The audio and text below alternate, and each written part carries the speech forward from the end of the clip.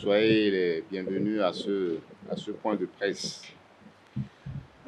Je vous remercie déjà d'être venus aussi nombreux à ce point de presse. Je vais, pour commencer, m'acquitter d'un devoir qui est de vous adresser à tous nos meilleurs vœux de bonne et heureuse année. À chacun d'entre vous, à tous dans la communauté des médias, à vos familles respectives, à vos amis et à vos collègues. Les élections du 8 janvier, vous le savez, après la publication des tendances par la Sénat, puis la publication des résultats par la Cour constitutionnelle, a délivré, je pense, un verdict relativement clair.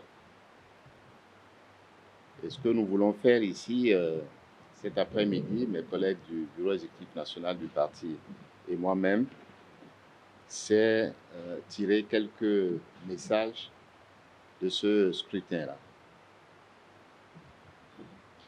Le premier message qui est clair pour nous tous, c'est par rapport au taux de participation qui a été évalué par la Cour constitutionnelle à 37,79%. Et selon la Cour constitutionnelle, 6 769 819 électeurs ont été inscrits sur la liste et 2 558 446 ont participé d'une manière ou d'une autre à cette élection. Pour notre gouvernement à tous, dans le pays, il est important de décrypter par la suite la signification de ce taux. Un taux, vous le savez, c'est un numérateur et un dénominateur. Le numérateur, ce sont ceux qui ont participé à cette élection, 2,5 millions à peu près. Et le dénominateur, vous le savez là également, ce sont ceux qui sont censés être inscrits sur la liste. C'est important de voir, au-delà de ce chiffre absolu, comment ces statistiques ont évolué depuis 2016. Et c'est ça qu'il est important de décrypter par la suite. Moi, je veux, à cette étape-ci, juste retirer que depuis 2020, toutes les élections que nous avons eues ont attiré à peu près le même nombre d'électeurs dans les urnes. Après, quand vous regardez le dénominateur, vous voyez qu'il varie. Et c'est ce qui donne le ratio que nous avons aujourd'hui et qui permet de le comparer par la suite aux statistiques de 2019, 2020, 2021 pour les présidentielles et peut-être même 2016 pour les présidentielles que nous avons eues cette année-là. Le Bloc républicain a eu 29,23% des suffrages exprimés avec 28 sièges. Ça a été rappelé déjà plusieurs fois. Le deuxième message que je veux retirer de ce scrutin, c'est que les résultats valident les réformes du système partisan. Il n'échappe à personne que, alors que nous avions 7 partis à cette élection, seulement 3 ont pu réunir le minimum, ont franchi le minimum de 10% et sont éligibles donc aux sièges qui ont été attribués à chacun des trois partis. Je crois que c'est important de le dire pour rappeler que certains avaient quand même remis en cause cette réforme-là sous prétexte que certains des axes de cette réforme ne correspondaient pas à la volonté souveraine du peuple béninois. Il s'avère que c'est justement ce peuple qui a confirmé cette tendance en donnant à 3 partis parmi les 7 une majorité et une large majorité, puisque les démocrates ont 24%, le bloc républicain un peu moins de 30% et l'Union progressiste un peu plus de 37%. L'autre message sur ce chapitre, c'est la place qui a été réservée aux femmes. Et vous pouvez noter qu'au-delà des sièges, des 24 sièges réservés, on a aujourd'hui 28 femmes qui vont siéger au titre de cette 9e législature. C'est important de le souligner puisque là aussi, ça valide les choix qui ont été faits par le gouvernement, par le président de la République dans la réforme du système partisan. Le troisième message, c'est quand même que les résultats, par ces résultats, le peuple souverain redonne une majorité, une large majorité au président de la République, au président Patrice Talon, pour poursuivre ces réformes. Les deux partis qui soutiennent la mouvance présidentielle, qui soutiennent ce gouvernement, obtiennent plus de 74% des votes. C'est largement au-delà de ce qui est indispensable pour soutenir ces réformes.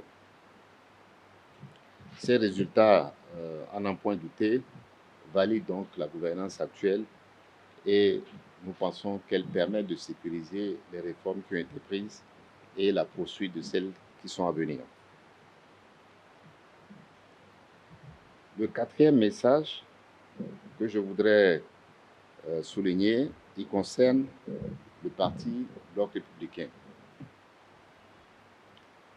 Il est clair que ces résultats confortent l'ancrage national du Bloc républicain, puisque sur les 24 circonscriptions, le Bloc républicain obtient des élus dans 21 circonscriptions, et même dans les 3 autres circonscriptions, il obtient des votes variant entre 16% et 25%, et donc une part substantielle des votes. C'est important à souligner, et cela dans un contexte où le Bloc républicain conforte son ancrage dans certaines circonscriptions. Je pense notamment à la 3e, à la 13e, à la 14e, et même obtient une majorité dans la 22e circonscription dans les plateaux. C'est un fait que le Bloc républicain est déçu de ces résultats dans certaines autres circonscriptions où nos objectifs étaient plus ambitieux. Je pense notamment à la 6e circonscription, à la 8e circonscription, à la 12e circonscription et donc à la 19e circonscription. Donc c'est important de souligner ça et de constater enfin que le mode de scrutin, le mode de calcul des sièges n'a pas été vraiment favorable au Bloc républicain, puisque avec près de 30% des votes, nous obtenons proportionnellement moins de sièges que les 2 autres partis qui ont bénéficié de sièges. Quand vous faites les calculs, vous voyez très bien, en proportion le nombre de voix et en proportion le nombre de sièges, le Bloc républicain ne paraît pas à son avantage dans cette comparaison. Ces résultats s'expliquent bien sûr par des motifs internes et des motifs externes que nous allons analyser dans les semaines qui viennent pour essayer de décrypter des messages encore plus fins que ceux qui ressortent des statistiques. Et l'objectif, bien sûr, c'est de tirer des leçons de tout cela. Le cinquième message que je voudrais retirer de ça, c'est que le Bloc républicain est un parti de la mouvance présidentielle et il reste un parti de la mouvance présidentielle. Nous sommes au gouvernement, nous soutenons l'action du gouvernement, nous soutenons l'action du président Talon et nous envisageons de le poursuivre. Nous avons fait campagne sous une plateforme qui était très claire. Et cette plateforme, c'était de dire que nous envisagions d'approfondir les réformes qui avaient commencé. Et je rappelle que Le programme de législature comprenait 4 axes. Et quand vous décryptez ces 4 axes, vous comprenez très bien qu'il s'agit pour nous de soutenir ce qui a été fait, de l'approfondir et de faire en sorte que les Béninois dans leur ensemble soient encore plus satisfaits de l'action du gouvernement que par le passé. Et donc, c'est important pour nous d'avoir cela à l'esprit pour la suite. C'est valable pour le parti, mais c'est valable aussi pour tous ceux qui nous observent et nous regardent.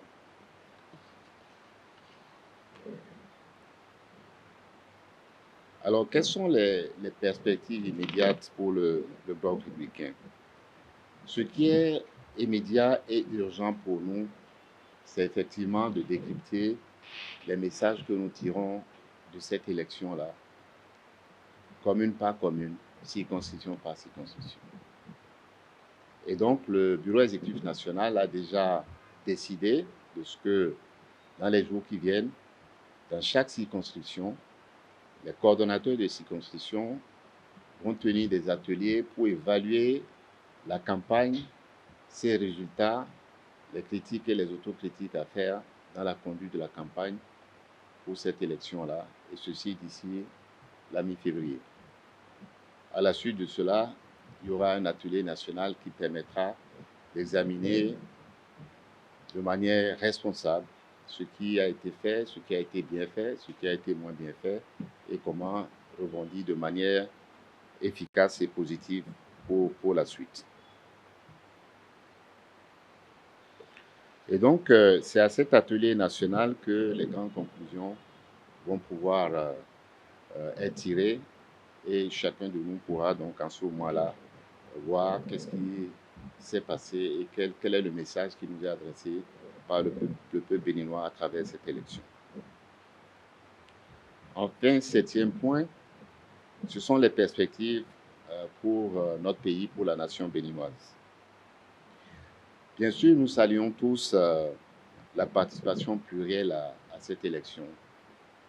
Tous ceux qui étaient en capacité, tous les partis qui étaient en capacité de participer l'ont fait. Nous avons eu 7 partis, certains de la mouvance, d'autres clairement affichés comme étant des partis de l'opposition. C'est une bonne chose, tout le monde l'a salué, et nos compatriotes ne se sont pas trompés, qui ont participé de façon responsable et paisible à cette élection. Mais nous ne devons pas perdre de vue quelque chose d'important. Et c'est ça qui a justifié les élections, les réformes, j'allais dire, depuis 2016. Si nous avons un système démocratique qui, in fine, ne produit que la pauvreté et le chômage, eh bien, ça ne va pas durer longtemps. Et c'est pour ça que c'est important à cette étape-ci de réaffirmer l'objectif fondamental des réformes qui sont en cours sur le plan économique, sur le plan social et bien sûr sur le plan politique.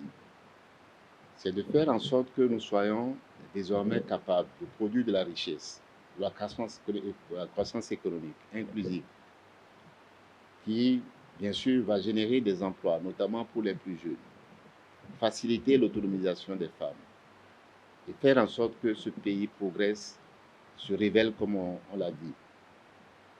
C'est quelque chose qui est en cours depuis 2016 et c'est quelque chose qui doit continuer. Je crois que le mandat est clair à cet égard et c'est une leçon que nous devons retenir. L'agenda pour le court et le moyen terme est clair. C'est créer les conditions pour que les investissements massifs qui ont cours se poursuivent, que les réformes s'accélèrent pour que justement nos compatriotes puissent tirer les dividendes de cette démocratie que nous voulons toujours un peu plus vibrante. Voilà, si vous voulez, les 7 messages clés que nous avons tirés pour l'instant de ce scrutin. Et comme je l'ai dit, en interne, nous allons tirer plus tard les leçons pour que le parti lui-même puisse évoluer et continuer de croître, de grandir, pour arriver à cet objectif auquel chacun de nous aspire. Je vous remercie.